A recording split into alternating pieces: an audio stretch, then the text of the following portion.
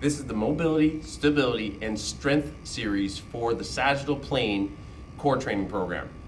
You can look into the table for additional details about how to prescribe this exact program.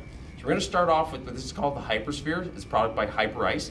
We're going to activate the psoas and we're going to work on the flexor chain. So we need strength here. So we're going to put both a releasing, increasing range of motion and strengthening factor in using the vibratory muscle-specific foam rolling. So I'm going to put this in alongside my belly button. I'm going to lie on it.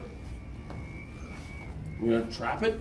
So then from here, I'm going to look for a spot just to the side of my abdominals that's a little bit sore. And when I find that spot, then what I'm going to attempt to do is just melt into it, or I can lay down both ways and then add a leg extension exercise to it.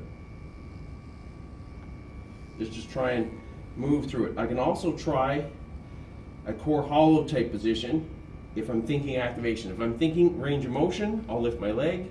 If I'm thinking activation, which is more important for this sequence, I'm going to try and use a flexion activation process to help me with the upcoming exercises. And I would try and move through 8 to 10 repetitions, 1 to 2 second holds.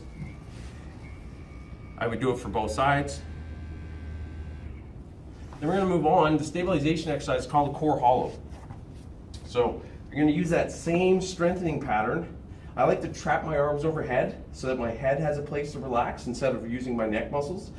So I'm going to pin my arms together. If you can't, just chin tuck, drop your shoulders down. But if you have this range of motion, cross your arms over, lay your head in between your arms or your biceps, crunch up, making sure you feel your lower back rounding into the floor, lift your feet off the ground, take one leg out at a time, and then eventually you should be able to take both legs out and hold this position. So the idea is to be able to hold this long position with really strong flexion, sagittal plane activation. Good. Our last exercise is going to be what's called toes to bar. So once all these muscles have been activated, then we're going to put strength into the pattern.